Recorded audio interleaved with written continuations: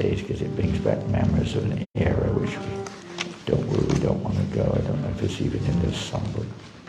Let me see.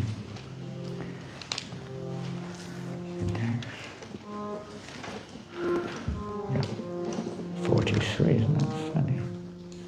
Who's doing that?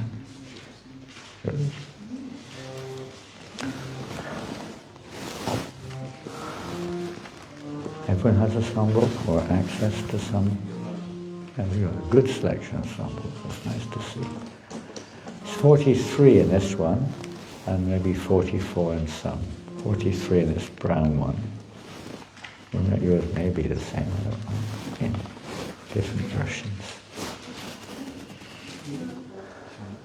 It's 40 in the other one. 40 is the other one. 40? 40 the small book. 40. And it's 43 in this one.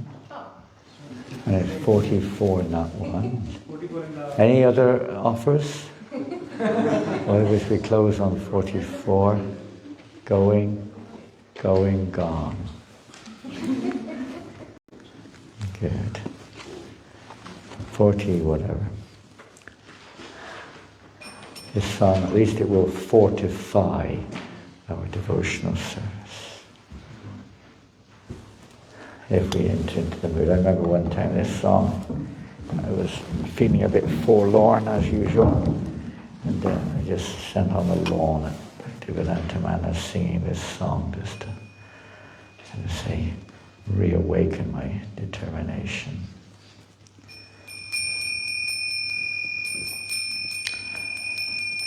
Back in the 70s.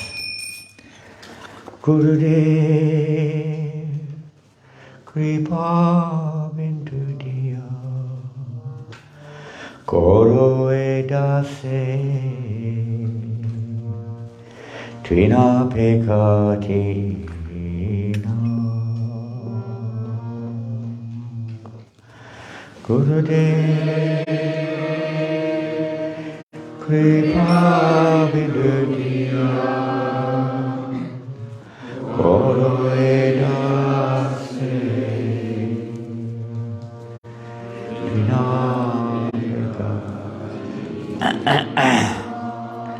have to bear with my voice, it's been almost gone for 3 weeks now. Sakala sahane baladiya koro nijamane sviharina sakala baladiya koro nijamane sviharina sakale samana karite shakati yehonata jathajata sakale samana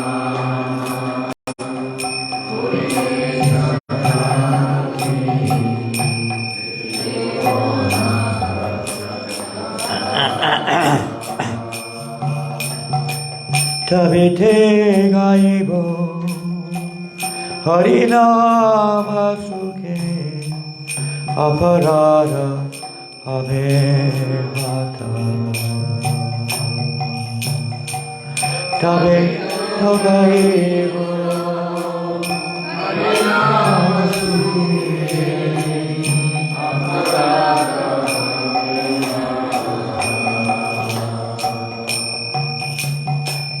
Kabeheno kripa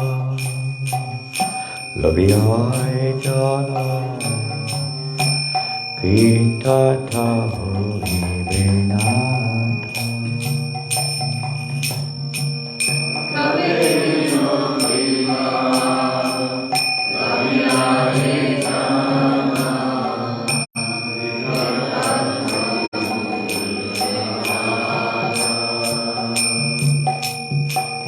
Shakhi puririno ame atitino Koro more atmasata.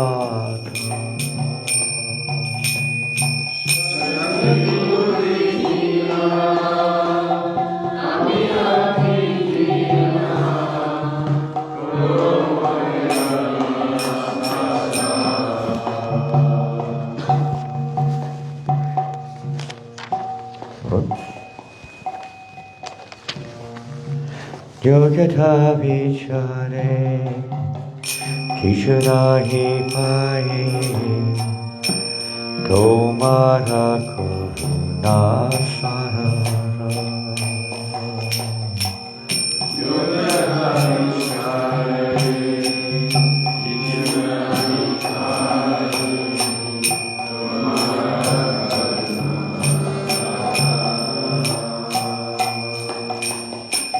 Karana Haile Kandiya Kandiya Prana Nara Kibo Hara.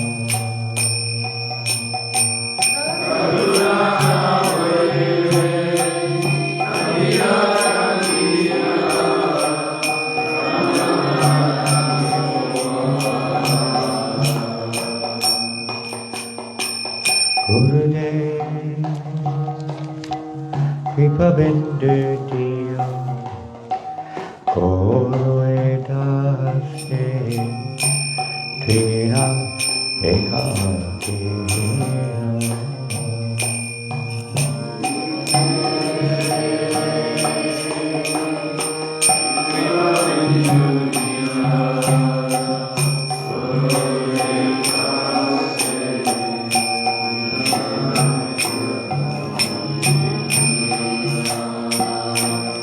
Srila Bhaktisiddhanta Saraswati Thakur. Srila Bhaktisiddhanta Saraswati Thakur.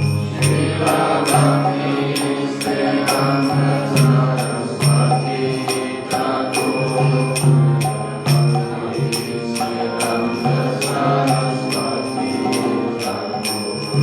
Srila Bhaktisiddhanta Saraswati Thakur. Srila Bhaktisiddhanta Saraswati Thakur. Srila Bhaktisiddhanta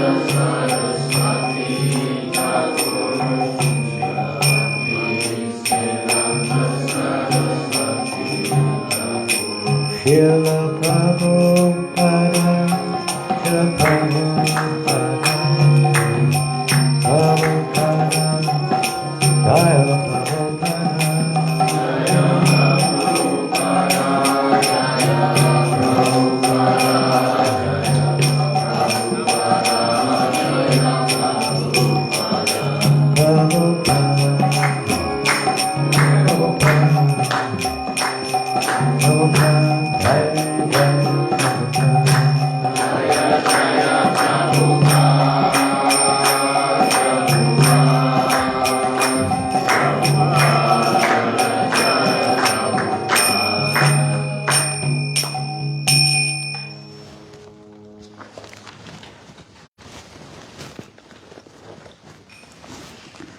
Gurudev, by a drop of your mercy, make this servant of yours more humble than a blade of grass. Give me strength to bear all trials and troubles, and free me from all desires for personal honor.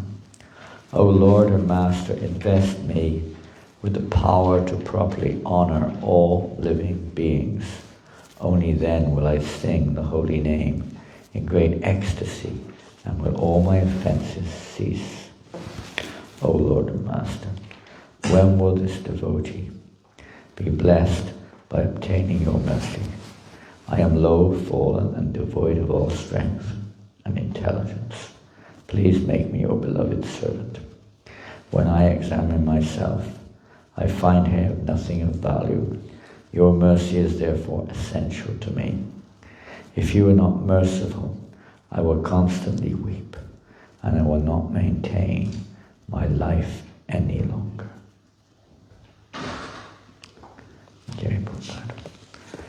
Jai Srila Bhaktisiddhanta Saraswati Goswami Maharaj, Srila Prabhupada Ki. So welcome everyone this morning. Nice to see familiar faces and some new faces also. Well, not new, but new to me. Although our face is changing at every moment, in one sense. But the soul is unchangeable. Soul is unchangeable. We're just covered by different degrees of whatever. Material conditioning, material contamination, which makes it look like we're changing. Because we identify with this ever-changing covering called the material mind and body, it appears like we're changing. And naturally get affected. So sometimes these eternal associates of the Lord appear in this world to give us this opportunity to get out of this illusion of thinking that what we presently conceive of is the absolute reality. Oh, we're on the wrong one.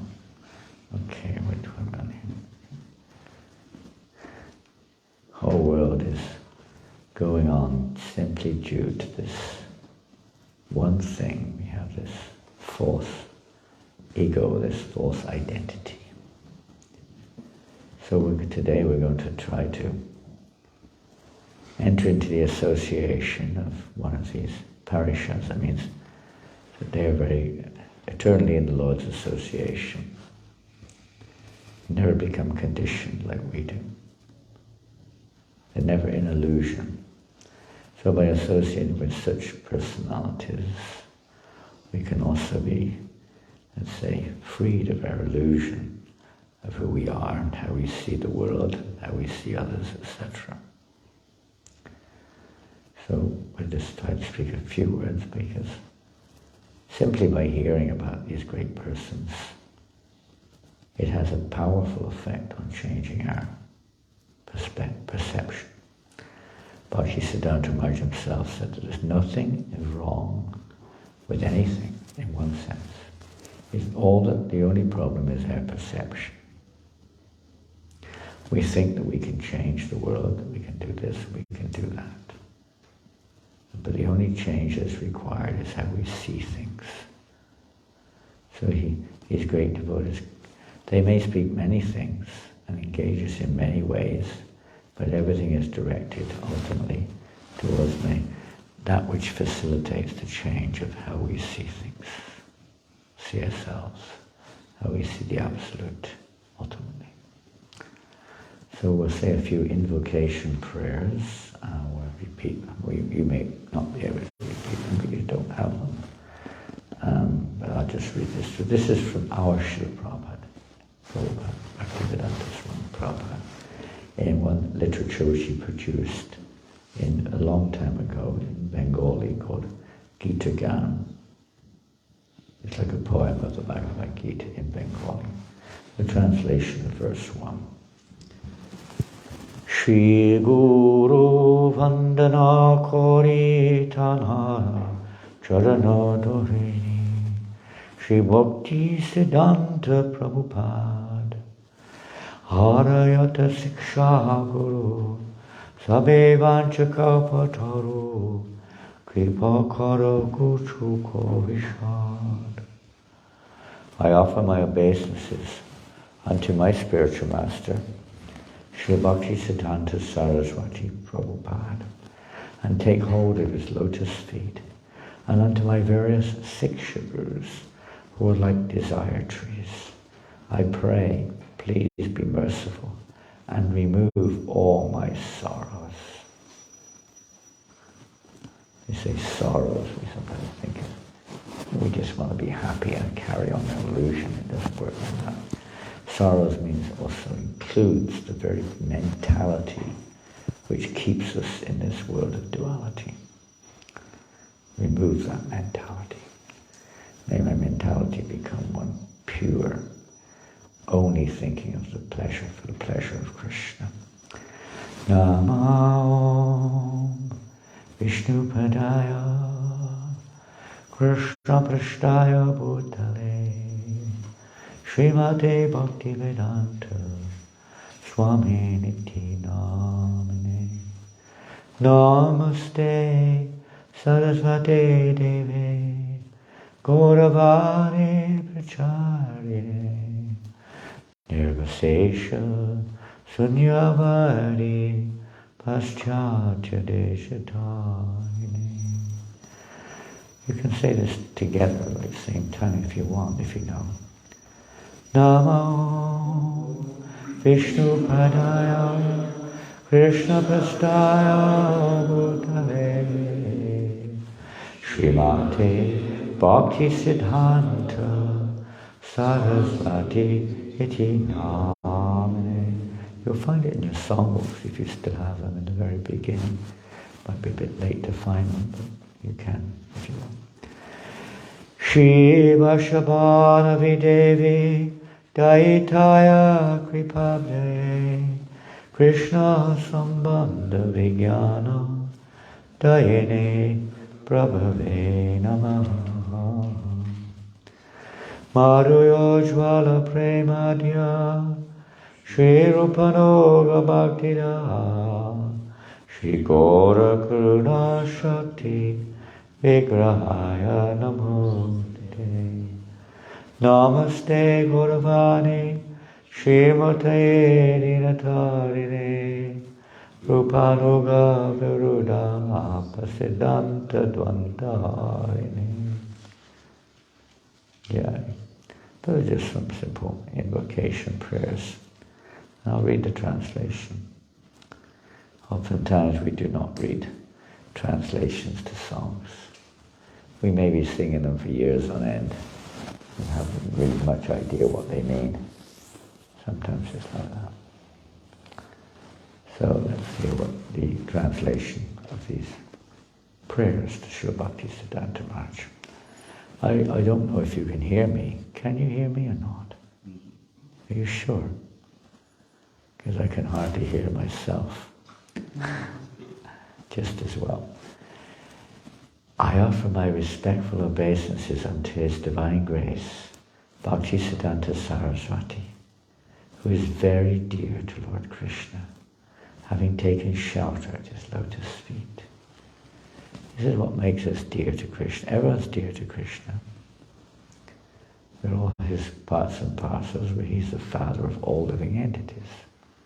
However, let's say it's like if you have a son, but the son doesn't in any way want anything to do with you. Now, you know, he's still very dear to you, but there's no real reciprocation going on there. At least in that particular case, there's reciprocation with Krishna, but it's one where Krishna allows us to forget Him as His. You could say, why? But that's our choice. So to fulfill our choice, Krishna allows us to forget Him. Otherwise we can't forget Him.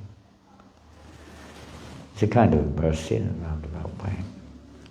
But anyone who takes shelter of the lotus feet again, or comes back home again, that you could say, dormant, latent love pours out of the Father automatically. So like that, the pure devotees of the Lord are constantly taking shelter of the Lord's lotus feet. I offer my respectful obeisances to Sri Barsha Bhanavi Devi Dayataya Das. Quite a long name, huh? Sri Barsha Bhanavi Devi Dayataya Das. And who is that? What does that mean? It's another name of Srila Bhaktisiddhanta Saraswati Thakur.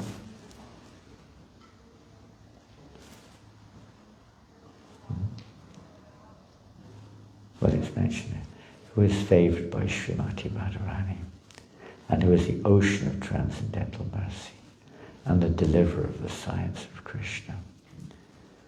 They're always receiving the mercy. Varshabhanavi is the daughter of King Vrishabhanu, Srimati Radharani. It's interesting to note that when he was born, he appeared in Puri. Some of you have been there, most of you have heard of Puri, Jagannath Puri. He was born in Jagannath Puri. Even in the Padma Purana, there is a reference to a great personality who would appear at this time in Jagannath Puri to preach Krishna consciousness. So he appeared there, his father, and I presume most of us know who his father is. Who is his father? Yes, it's Satchidananda Bhaktivinoda Thakur, the great exponent of devotional service, who basically resurrected the mission of Lord Chaitanya Mahaprabhu, which had fallen into, great, say, what word could you use? Think of a word. Disarray. Disarray, thank you, perfect word. Into great disarray. It was all over the place. So many interpretations and speculations and deviations and so on. Hardly was a pure exponent of the message. He resurrected it, he brought it back in line. And preached strongly, but he knew, because he did many things, Srila Bhaktisiddhanta Thakur. In his life, he was a great personality, a magistrate, manager of the temple, prolific writer, preacher, established in the Namahata, big family, 12 children. And he did all at once, so many things. But he was praying to the Lord for a ray of Vishnu to appear in this world, or one of the Lord's personal, because Bhaktivinoda is also a personal associate, but he was praying for somebody also who could take this message and carry it on, spread this message everywhere for the welfare of the world. So Bhaktivinoda Thakur, in the spiritual realm, he is Manjari, Kamala Manjari, one of the intimate associates or assistants of Rupa Manjari, and so on. And Bhaktisiddhanta Maharaj was the ray of Vishnu, who appeared there in Puri. And he gave him the name. What name did he give him? Bimala Prasad. In Jagannath Puri, if ever you go there, the Jagannath Mahaprasad is first offered to Bhima Devi. The internal energy of the Lord is consort in the form of Yogamaya, whatever, but Bhima. So he saw this as the mercy of Radharani, that his son had appeared on this auspicious occasion. When he was born, on February the 6th, 1974, at 3:30 p.m. And he was not ordinary appearance. What was unique about his form at that time? His umbilical cord was wrapped sort of diagonally around. Wow, wonderful. Marvelous. Yes, the umbilical cord, is that how you pronounce it? Umbilical cord? The mother to the child was wrapped around his neck just like a Brahmana thread. Now his father was never wearing a Brahmin thread.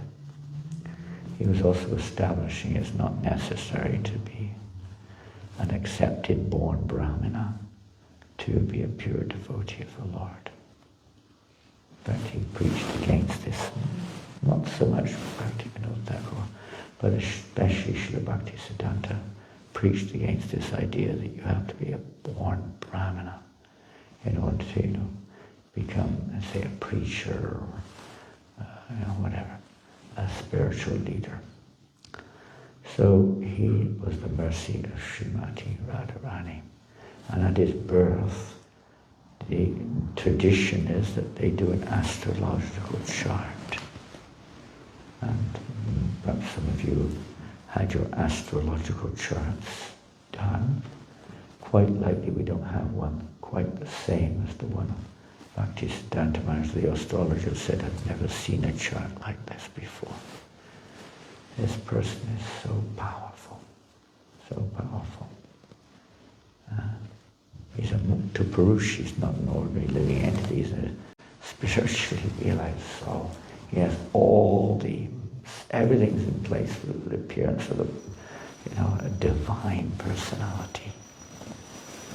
So it appeared from the very beginning that Bhaktivinoda Thakur's prayers had been fulfilled, and the ray of Vishnu had indeed entered into the same manifested world.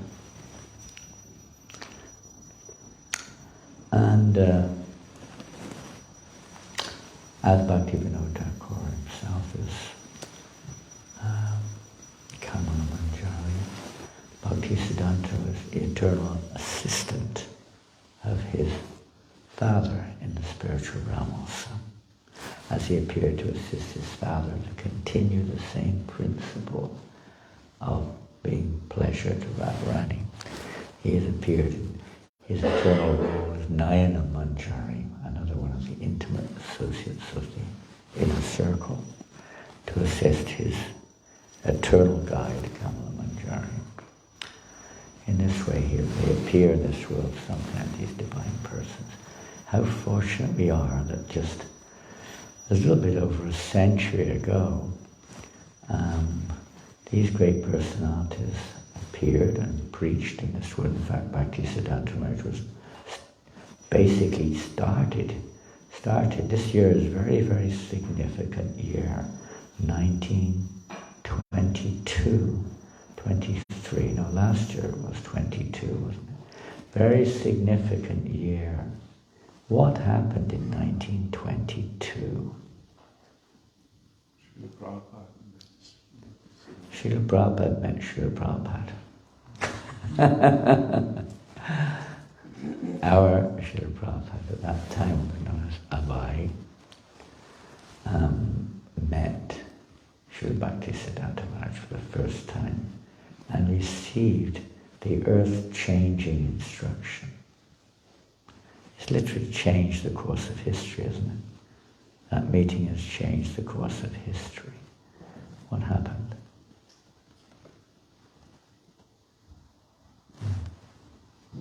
You go, what? Tell us a little more. Come on, you're not all unfamiliar with this. Is there any way of blocking the sun, please? It's just blinding. It's like having a torchlight in your eyes. Is there a curtain? We'll put this board there or something.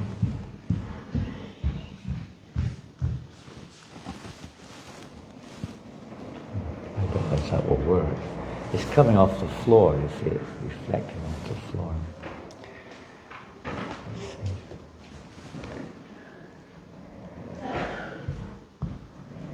So what's the story? Tell us the story. He told him that if he ever gets money, he should print books. Not at that time, no. We're in 1922 here. So, are you preaching the Western world? Yeah, well, that doesn't make any difference at all. It's coming off the floor. No, a little bit better. A little bit better. But it's on the floor you've got to block it, not up the height. That's better, thank you. Now I can see this side of the room now. Yes, I mean, Prabhupada was dragged. Prabhupada's own words, you can say what you like, but he says it again and again. My friend Endranath dragged me there, I didn't want to go. He dragged him there and said, this is a saintly person. Please come and meet him. I've seen Prabhupada there. Abhay said, I've seen so many saintly persons. I'm not impressed. But this one's different. Oh yeah, I've heard that one before. But eventually he dragged him, practically speaking, there. As soon as they entered, well, there are different, of course, stories on that, but more or less, as soon as they entered, Bhaktisiddhanta Maharaj was on the top of a roof. In India they have flat roofs. In the West, sometimes we do, but mostly we have difficult to sit up there. But the flat roofs are flat and they often live up there or do things up there. So he was renting this little place in Calcutta. And this place was called, what was it called? The area?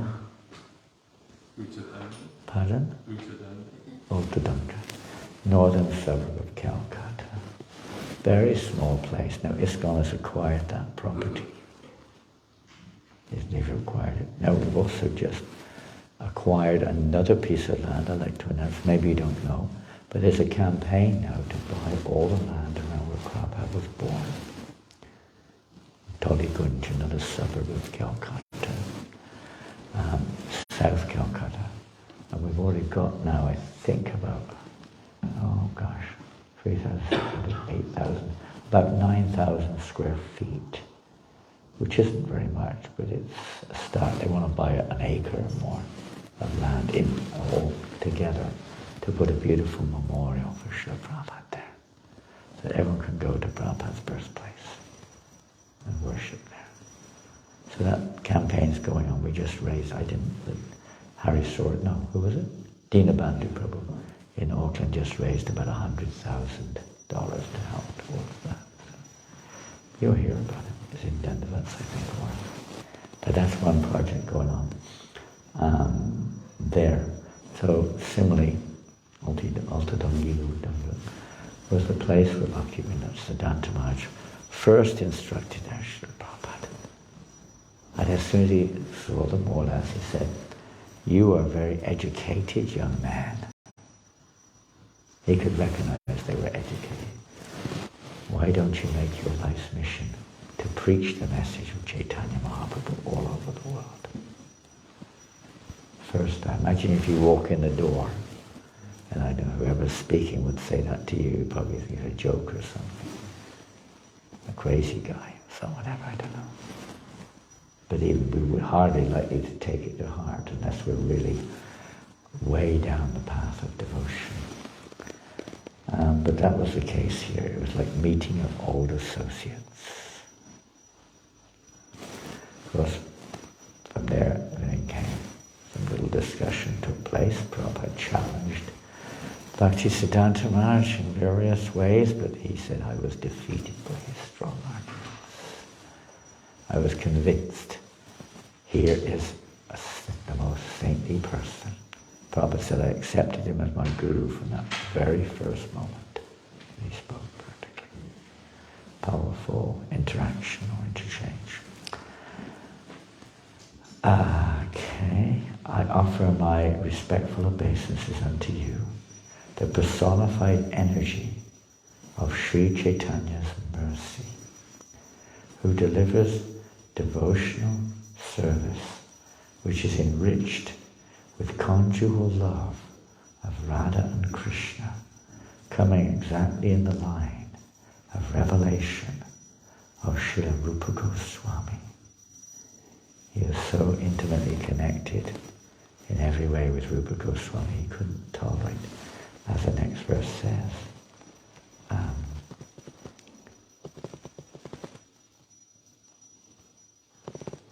I offer my respectful obeisances unto you, who are personified teachings within him. He couldn't tolerate any statement which is against the teachings of devotional service enunciated by Srila Rupa Goswami. You are the deliverer of all fallen souls. You do not tolerate any statement which is against the teachings of devotional service enunciated by Srila Rupa Goswami. Because the teachings of Rupa Goswami are the teachings of Lord Chaitanya. He's the personality through whom Lord Chaitanya Mahaprabhu presented his teachings to the world. It doesn't tolerate anything which impedes the living entity's progress back to God. It is unbearable for a pure devotee. For others they do. It's like sometimes, let's say, somebody who's unstable may engage in an activity which is detrimental to their health. You can't tolerate it, you know. You want to save them from that. And everyone in this world is engaged in such activity. We think it's nice. Sometimes we think it's pious. We may think whatever we may think. but it's actually binding us in this world. It's keeping us from a real self-interest. Sometimes these great personalities will be very strong. Bhaktisiddhanta Maharaj is known, sometimes as Singer Guru. What does that mean? Like a lion, you know. Most people don't like to face lions, especially when they're on the chase. They're powerful. King of the jungle. Lion Guru is very strong, very powerful, non-compromising. Non-compromising. Sometimes his preaching technique was called the chopper, like chopper. There wasn't a question of soft, something. And he even described that the sadhu, the meaning of the sadhu not only means saintly person, but the practical meaning of the sadhu is, and he described it, one who speaks very strong words to cut out all of the anarthas, all of the falsities within our lives. We get proud or envious or whatever it may be. To cut it out with strong words. Our attachments. We have so many attachments. Chindanti kovidas tasya kona kuru kadarte. They have to be cut. This bondage has to be cut. So it's the strong words of sadhus which can... We may not take it. We take, sometimes he said, you take all kinds of insults from your family members sometimes. You tolerate. But as soon as the sadhu says one word of chastisement, we're gone. I'm out of here, I don't like you anymore. We don't want change of that kind. They cut the very knot of our bondage in this world. He says just like an executioner. You don't see this openly in this country. Some countries you still see it, where they kill the animal in public. You go to the market and right in front of you, they do it for you. Take the chopper, off goes the head. Finished. So with strong words he says like that. The sadhu cuts through our nonsense.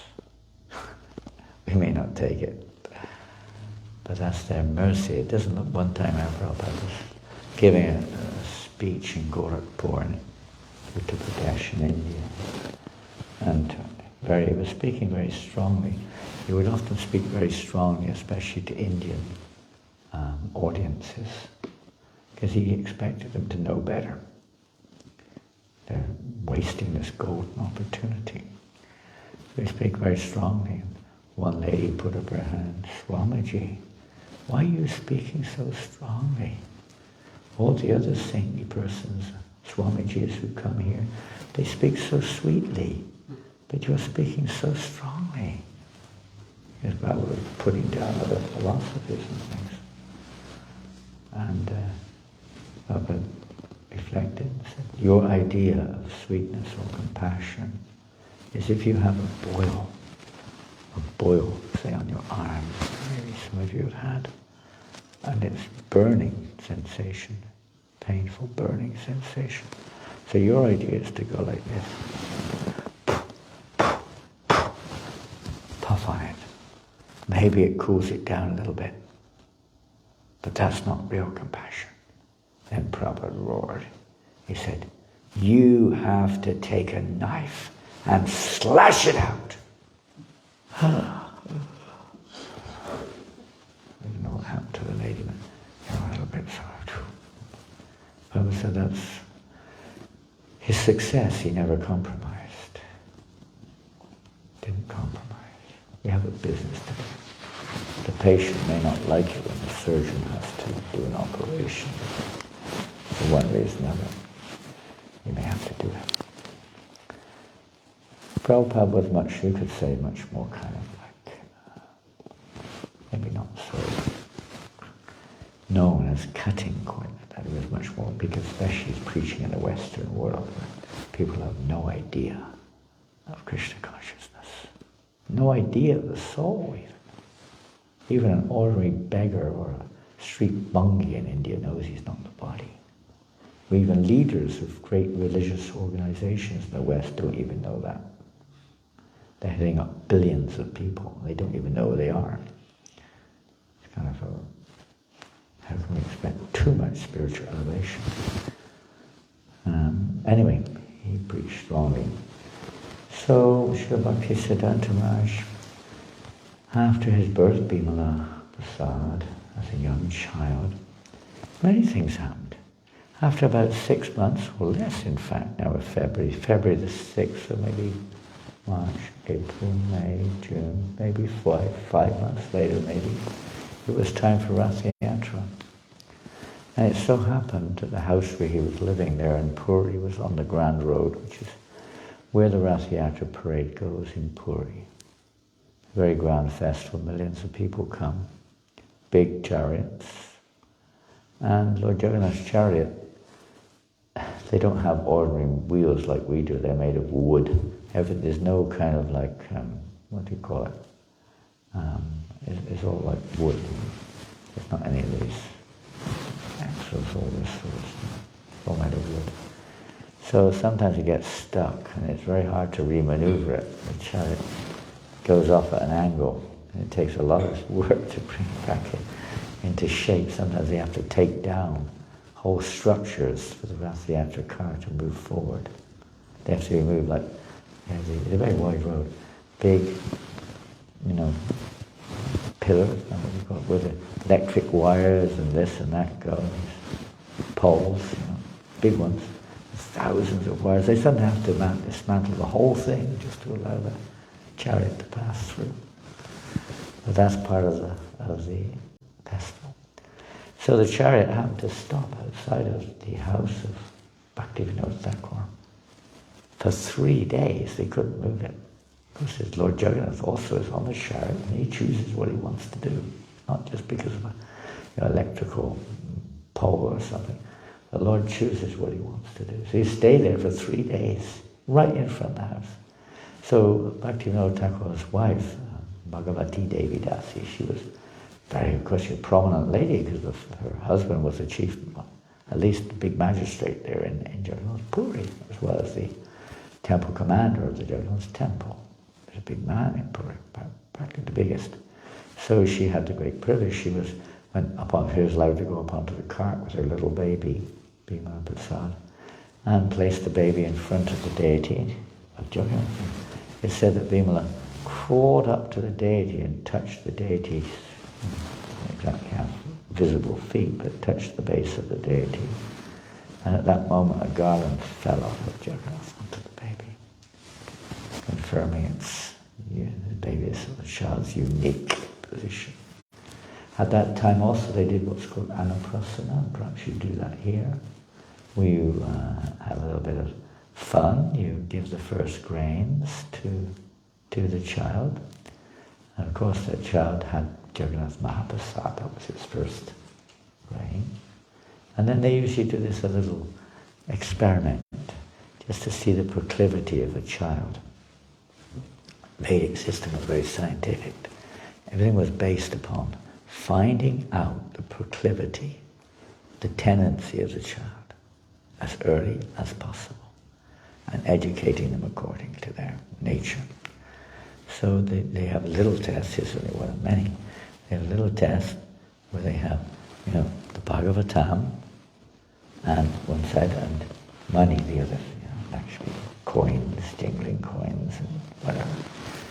Sometimes they put a few other things in there, but this time just those two items to see which way the child would kind of go, crawl or reach. And Bhima Prasad immediately, without any ado, just grabbed the Bhagavatam, pulling it to him, indicating his obvious inclination. As the child grew, there was a time when I think they moved to Bengal, maybe Randighat at that time, one village where Bhaktivinoda Thakur's family came from.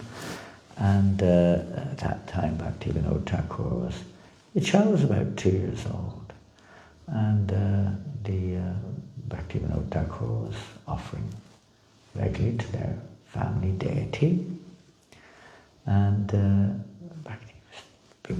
Bhaktisiddhanta was only 1 or 2 years old, and he saw a bunch of ripe mangoes sitting there.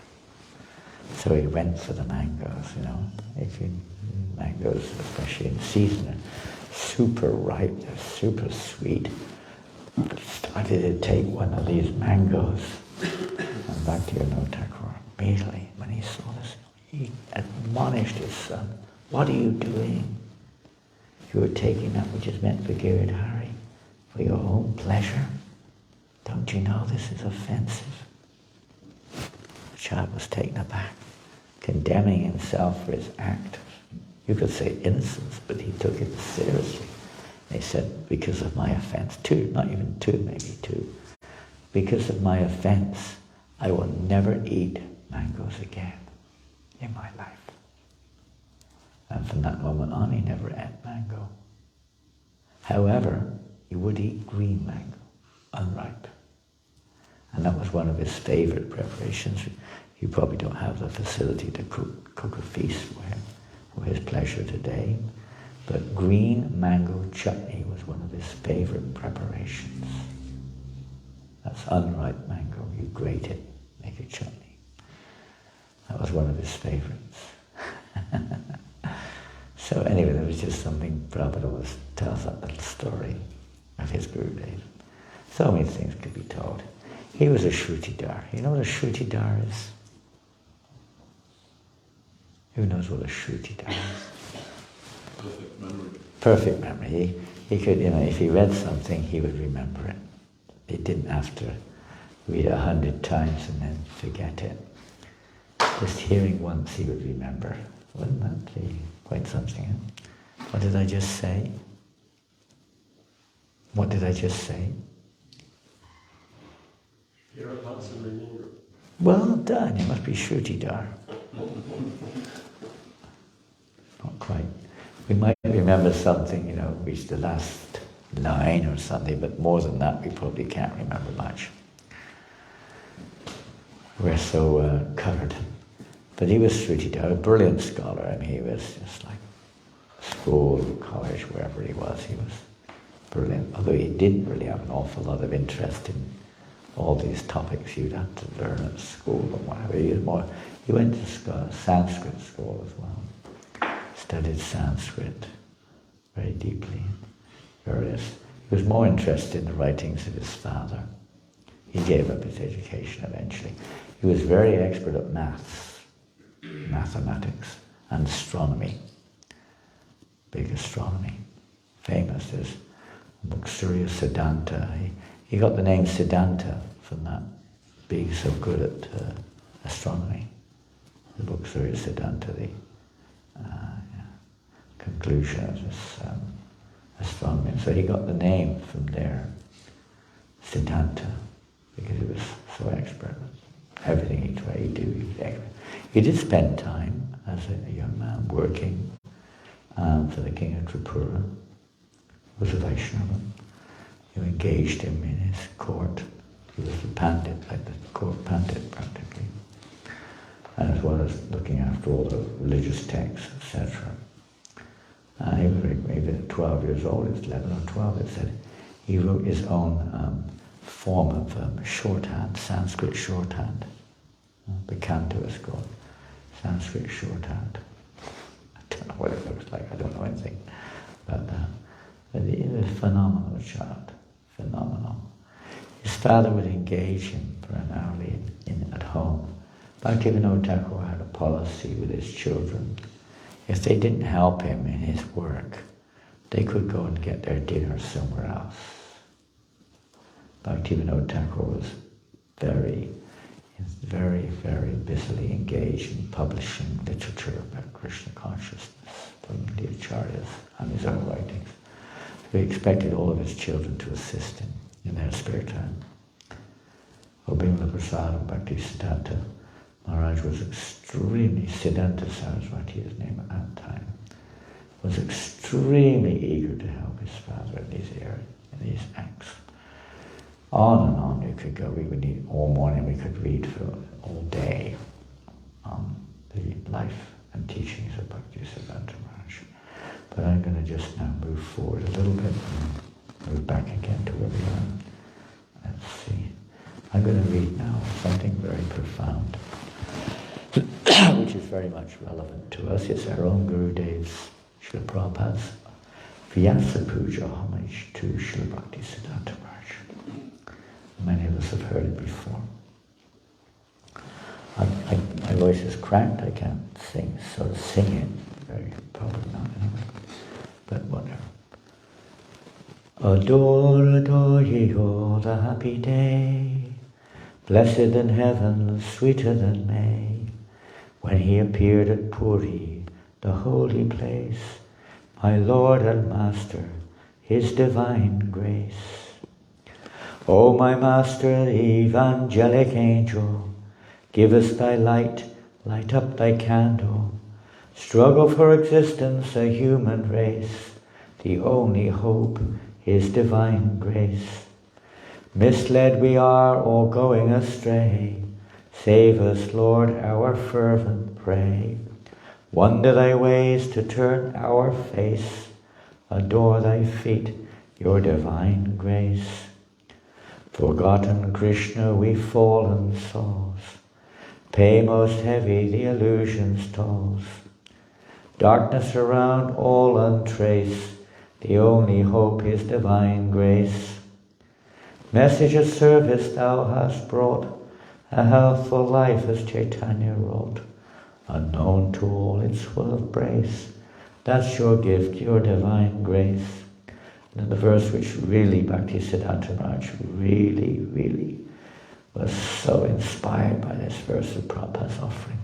He had this offering printed in his magazine, Sajjanatoshni, whatever it was called, Harmonist or something, English magazine. Prabhupada wrote in English because Bhaktisiddhanta Maharaj had ordered him to preach in English. Absolute is sentient, thou hast proved. Impersonal calamity thou hast removed. This gives us a life anew and fresh. Worship thy feet, your divine grace. Especially that to prove the personality of Godhead above this impersonal concept. Calamity, people are so covered everywhere with this impersonal. Even all the major religions of today are preaching impersonalism, basically. It's a great disaster, denying people the sweet opportunity to have a relationship with Krishna. So this is this calamity. You've removed this calamity. He preached so strongly, Bhaktisiddhanta, against him. He said that Mayavadi sannyasis, if they saw him coming, would hide. He was so strong. You were trying to kill the Supreme Lord, you rascal. Would go, it doesn't sound like people think, oh, why you can? For one who loves Krishna, to say that Krishna doesn't exist, or he has no form, no eyes. Just imagine if someone said your wife doesn't exist. She doesn't have any legs or arms or eyes or nose or anything. You may not kill them, but just get out of here. Get out of here. You're nonsense. Well, they say that about you as well. You don't exist. Maybe you wish you did. But in principle, you'd be crazy. Get out of here. And even more so in this case, because it's not only the sin there, but they're misleading everyone to believe it. It's the greatest disservice you can do to people. And the most displeasing thing to Krishna. Or Radharani. Just imagine how Radharani feels. That your life and soul doesn't exist. So those who are like Bhaktisiddhanta Maharaj, who's a representative of Srimati Radharani. Imagine, surely you'd be angry, you want to kill them. But he kills them with strong words. Had you not come who had told the message of Krishna, forceful and bold, that's your right, you have the mace. Save me of fallen, your divine grace. The line of service is drawn by you, is pleasing and healthy like morning dew. The oldest of all, but in new dress. Miracle done, your divine grace. So part of Prabhupada's offering in 1935 or 6 to his Gurudev. And he very much appreciated Prabhupada's writings. He said whatever he writes, put it in his kavi. Bhaktisiddhanta Maharaj recognized him. Actually, our Prabhupada didn't take initiation until 1933, 11 years after their first meeting, but he took whatever time he could to hear from his Gurudev. Hearing, he would hear. And by hearing nicely or carefully, we can preach. And we can have life. Pranachayara. Say hetupucha. A person must have life to be a preacher.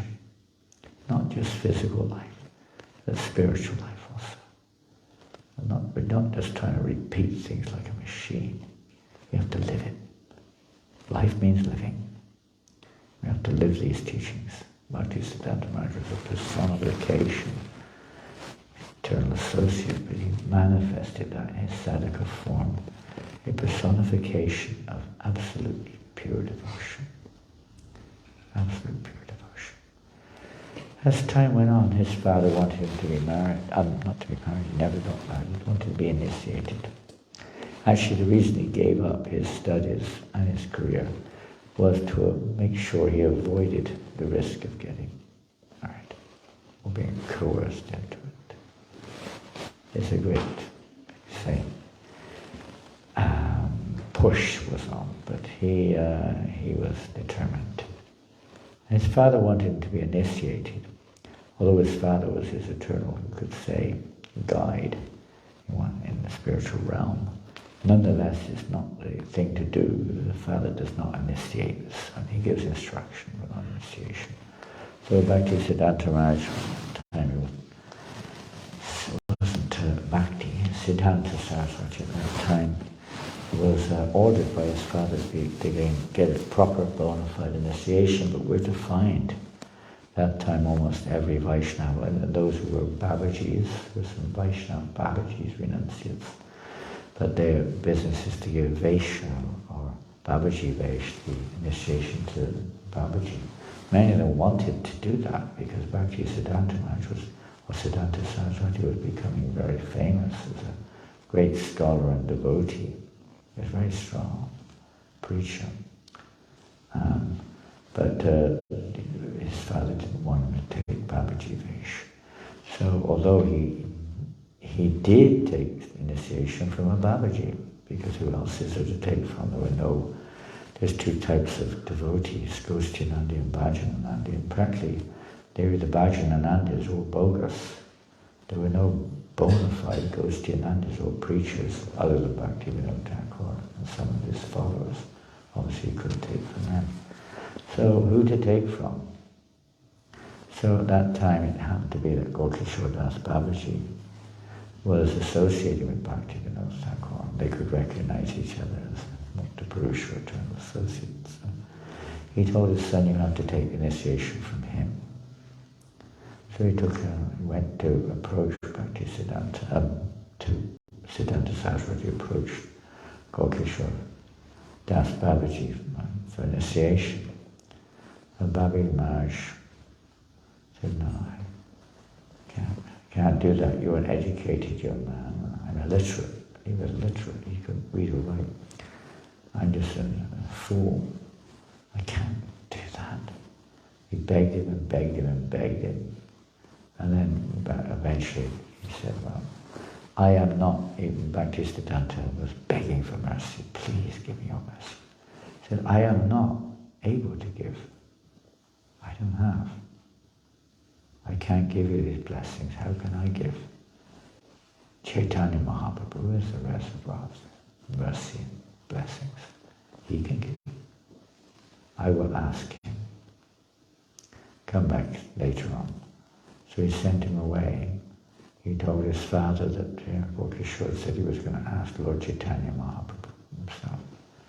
So he went back next time and said, well, did you ask Mahaprabhu?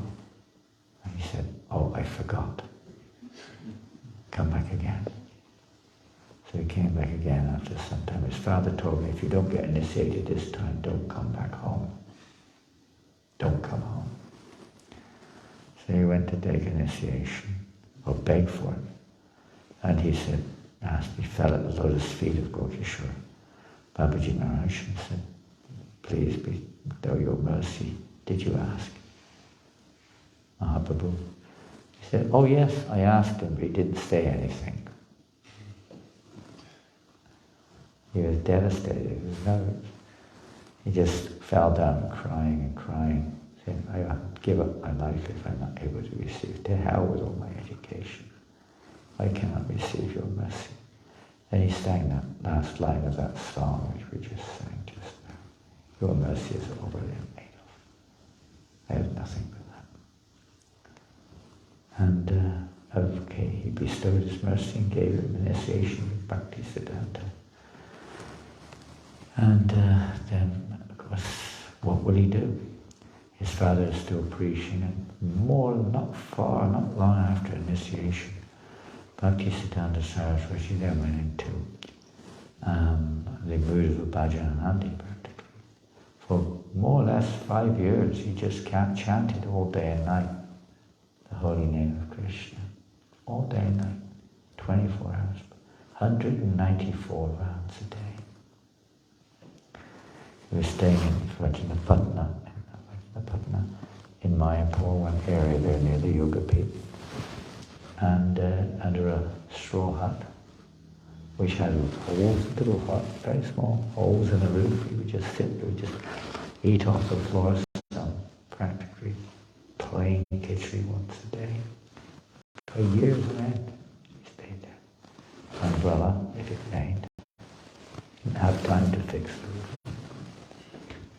Chanting all day. Chanting all day.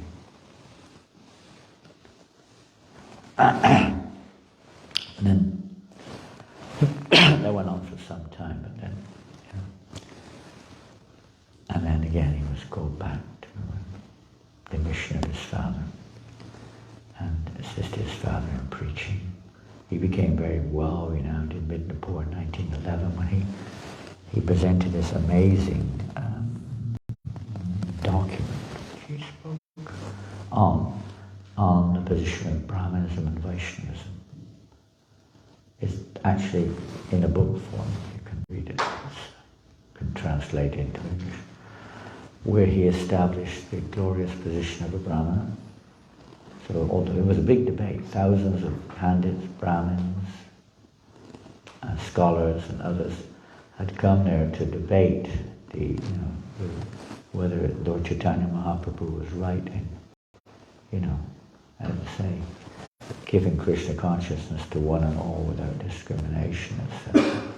Whether anyone could become a Brahmin, or whether it's by birth, and so on and so forth. It was a big issue. It didn't sound much to us, but it was a big issue there, very big. A lot of tension. So Bhaktisiddhanta Maharaj, he presented his paper, and the Brahmins were very happy when they heard all the glorifications of the Brahmins from Shastra. It wasn't just hearsay. Then he started to talk about the goal of Brahmanism, to attain the state of a Vaishnava. Then he quoted numerous Shastras explain that anyone can become a Vaishnava, and anyone who's a Vaishnava is automatically more than a Brahmana. One by one, he should say, deflated the arguments of all the caste Brahmanas. Interesting word, caste, and even English is like set firmly on caste, Brahmana, fixed. He deflated all their arguments, defeated them all. The whole audience was roaring in appreciation, applauding. And from then on he became famous personality, you could say, in public. Fame is not something you ever wanted, but it naturally comes. His father passed away, then his Guru Maharaj passed away in 1914, father 15, his Gurudev. He was forlorn. Who will chastise me now? To whom can I go for corrections? wasn't thinking, oh, now I can take over. He was quite the opposite. And yes, he spent a little time wondering, well, there's nothing I can do. But he was there in Mayapur, in that area of Vajrapatna. He said that one day he was feeling like he's totally unqualified to carry this message forward. He's crying and crying. And then suddenly a note on paper just drifted into the manda, staying. And it was written on there. We should, don't become disheartened. Go forth with all strength. We are with you. We will give you all strength to preach this message. And he had a vision. And in his vision he saw the Panchatattva coming. And the Goswamis, and his father, and his guru, and all the members of the Parampara, all coming and assuring him, we are with you. Don't think that you're alone. Go forward forcefully and preach. So then again he took up this, you could say, line of preaching. And a little bit later, he decided it would be necessary. In fact, there was one of his eventual disciples, Bhakti-Vilas Tirtha Kunjabi Hari, who had, encouraged him, you could say. He had this role to encourage him to go forward to preach. And he also concluded that for that to be fruitful, he had to take sannyas. So in 1918, although there was no one qualified to take sannyas from, in front of a picture of his Guru Maharaj, he entered into the sannyas order of life. There's a lot of criticisms and so on, but this was what happened. And he started his mission then, the Gaudiya mission to spread Krishna consciousness. Opened up this little center in Calcutta in Altadunga and started preaching. So many revolutionary preaching activities he started in his life. What to speak of giving initiation to persons born in lowly families, even giving sannyas to men who were born in lowly families. He had so many grihastha disciples, vanaprastha disciples, sannyas disciples, brahmachari disciples. He would travel all over India preaching with his followers, establishing temples everywhere, establishing padapit, or places of Lord Chaitanya Mahaprabhu's travels, lotus feet, all over India, hundreds of he established this diorama exhibits, which was powerful preaching in those days. Still around now, still goes on, but not like then. This was a real revolution. Nobody had ever seen this sort of thing before. As a sannyasi, he did things that no one else would do. He went on radio and preached. Didn't have TV in those days. He would sometimes dress in opulent clothing for the sake of preaching, or to, let's say, undermine the artificial, false pride of the Babajis or some renunciates of some kind. In fact, one time he entered into Radhakund in a very fancy vehicle, and he was dressed in really almost like Western clothes, not exactly, but very fancy clothes. I was shocked. What is this? A sadhu entering into Radhakund. Come on, Wes, you're not in Radhakund. You're in Narakakund. You're in hell. You don't know what Radhakund is. It's not a place of this world. You can go there, but that's not what it means to be in Radhakund. Not at all. Anyone who has an iota of desire for material sense gratification cannot enter Radhakund. Even that iota. He said the same thing to the Babajis who wanted to put his Gurudev into Samadhi. I'm the only disciple of Gokishore, it's my duty. But you're not, he was a Babaji, you're not a Babaji. How can you touch his body? He said, okay, I'll accept what you say. If any of one of you here today, he said to the Babajis, has had no illicit activity in the last year. Police officer was there to adjudicate. He said, oh boy, how will I mean, that's quite a statement, how will we know? He said, the Lord will decide. And it's a fact that none of them could say that they haven't had any illegal activity or illicit activity in a year. 1 month, still no one could say. 1 week, 1 day, they all left in shame. And he put his Gurudev into samadhi. Right? We say, mercy personified, in the sense that we don't necessarily recognize it as such, but this is real mercy. We're going to read something and then we have to wind up. It's getting late.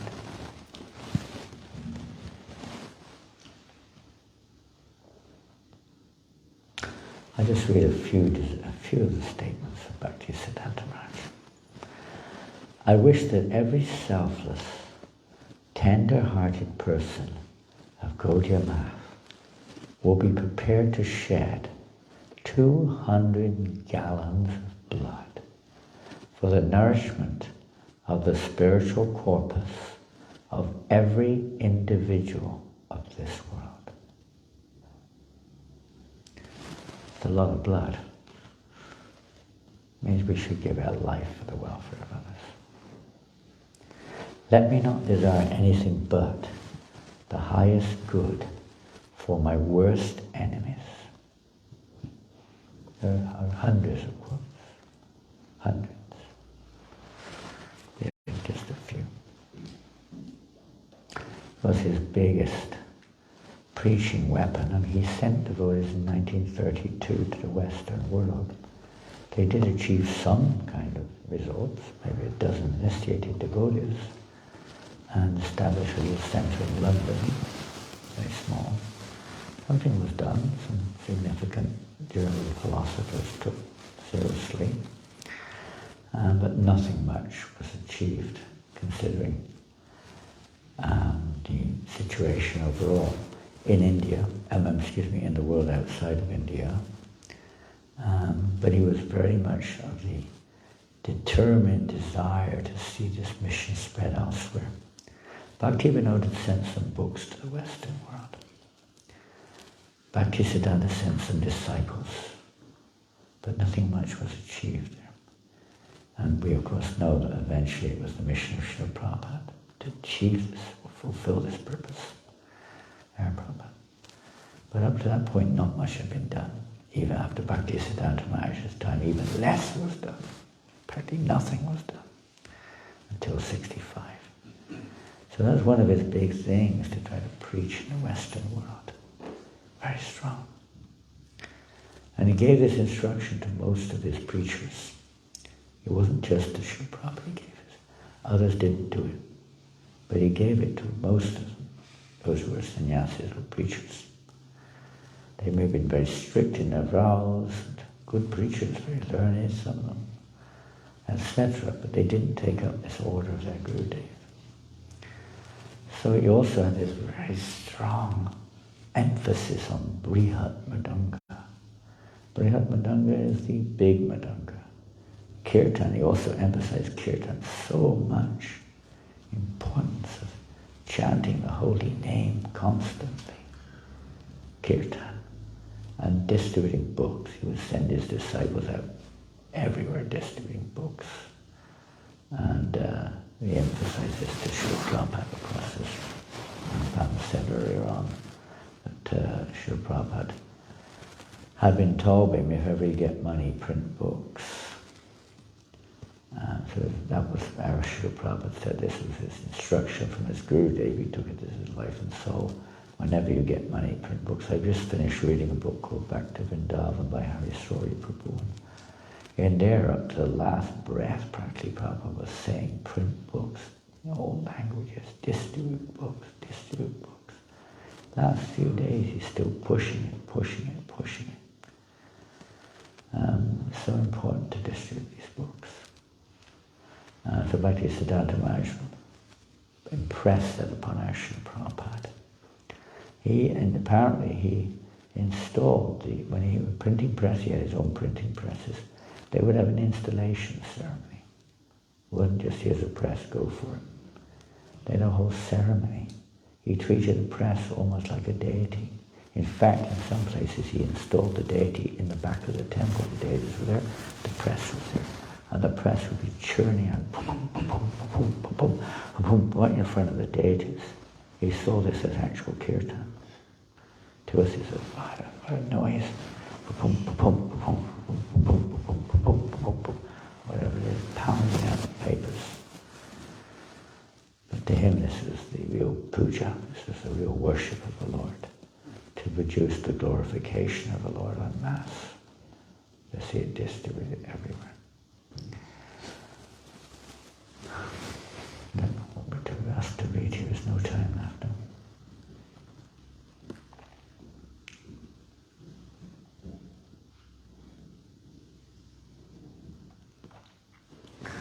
Just a few little things to finish up. He had even in holy places, he wasn't interested in bathing in the holy rivers or the kunds. He said, I have no time for that. Got no time for it. We're too busy hearing and chanting and preaching. We haven't got time for all of that. We're not on that level. Many obstacles arise in auspicious activity. He also said those favoured by God have their path set with thorns.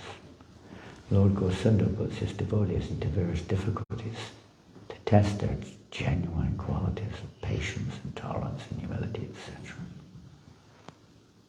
Lord Gosunda puts us into different situations of trials and tribulations. Only those who are fortunate will succeed. And fortunate means we take shelter, or we take shelter of their lotus feet of these pure devotees. Only those who attend the kirtan will be successful, he said. In this world, the path to devotion is beset with millions of thorns, we just mentioned. Sri Krishna Margihan Kantika Koti Udaha. Dasosmi, I am your servant. He would always see himself as not master but servant. He would see his own disciples. Krishna sent me so many masters to serve. He would address his followers sometimes, my dear friends, my well-wishers.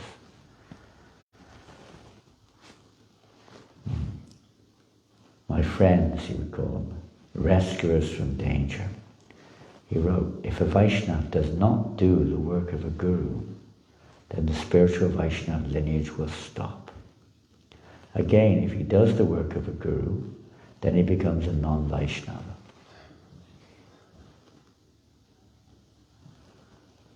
Contradiction, or let's say dilemma. For if a guru thinks, I am a guru, then the first U letter in the word guru disappears. The word becomes garu or cow. Become an animal. A real guru does not make disciples and thus remains a guru. Here we see Siddhanta Saraswati giving a very strong warning. As a fact. As soon as we start thinking, I am the doer, we are in trouble. I am a devotee. I am a sannyasi. I am a guru. I am a TP. I am a GBC. I am this. I am that. This is contradictory to what Lord Chaitanya's whole philosophy is based on, isn't it? Now, viprona chanarapati na vivaishvana shudru. I'm none of these things. We're simply a servant of the servant, servant, servant, servant. Placing his feet on Saraswati's head, Gaur Kishore Das Babaji advised him to preach the absolute truth and keep aside all other works. Siddhanta Saraswati said on this occasion, on receiving just a touch of the lotus feet of my Gurudev, I lost all sense of this external world. I do not know whether any transcendental agent equal to him in greatness has ever appeared in this world. It's just something about his own Gurudev. Yeah.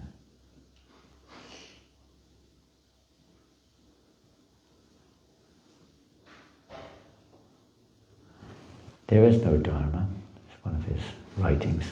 There is no Dharma other than Vaishnava Dharma. It means there's no real business of doing any constitutional business. Our only constitutional business is Vaishnava. It is the eternal dharma of all jivas. Whatever else is propagated to the world is either a step toward or a perversion of Vaishnava dharma. So Vaishnava sees everything, no matter what's going on in this light. It's not even like, like in some religions, it's a work of the devil or something. They see it as a perversion of Vaishnava dharma. There is no use in being a Christian, Hindu, Muslim or Buddhist, animal, bird, tree, demigod, human or demon. They'd all become Vaishnavas and be situated in their eternal constitutional position. This is what Mahaprabhu effected when he went to South India, where he loudly chanted the Lord's glories while traveling. It's a great awaken. Everyone's a Vaishnava, it's their nature, but to awaken. There is no dharma for the living being other than kirtan. In fact, one time he was asked to, if he gives to the day, and he just gave them the Maha Mantra. He said, this is the Siddha Pranali, this is the mantra, the Maha Mantra. Everything will be revealed. Here, it's the topmost, the Maha Mantra. To the extent that one disbelieves in bhakti, devotional service, as denoted by kirtan, or the holy name. In other words, if one thinks that all wants cannot be fulfilled by kirtan, to that extent one is a nastika or an atheist. If you don't believe in the kirtan, the holy name, fully, that everything can be achieved by pure chanting the name, you are an atheist.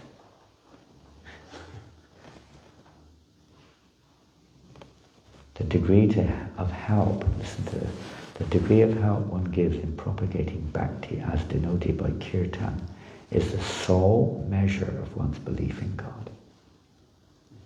To the degree you help the propagation of the holy name or perform it.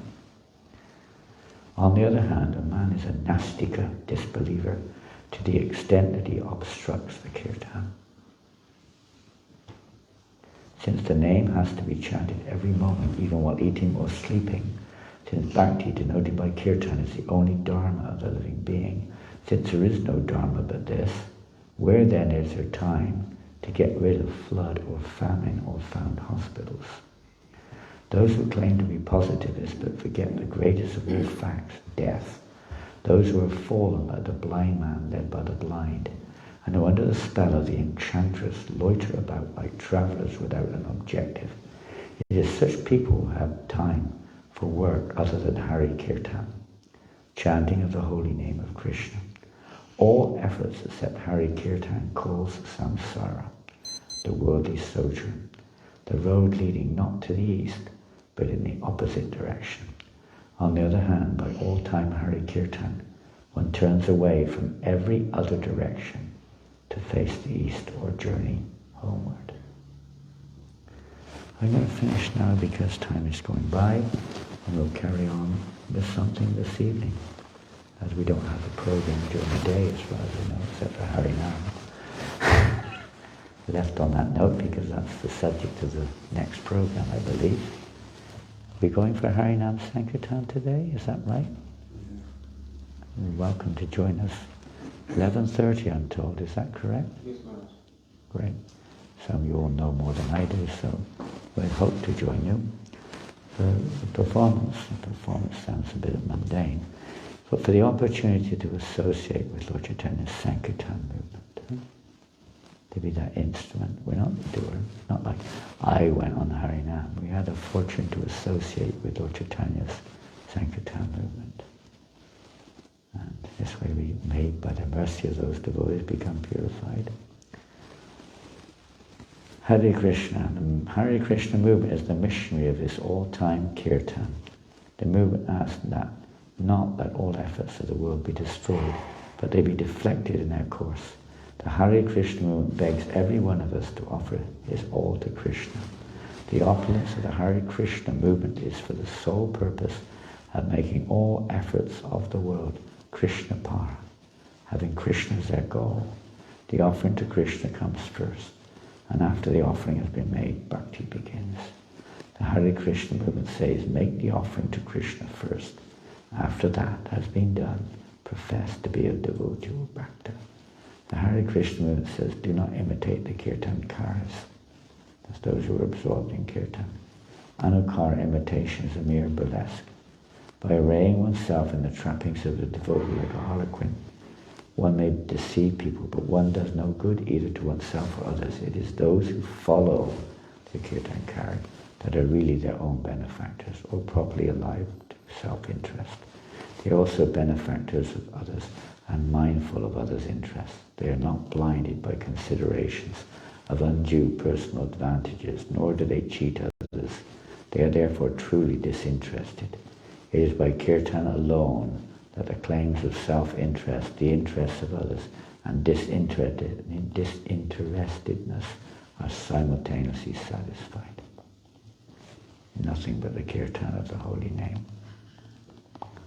And that's what real humility means, to accept that as one's life and soul.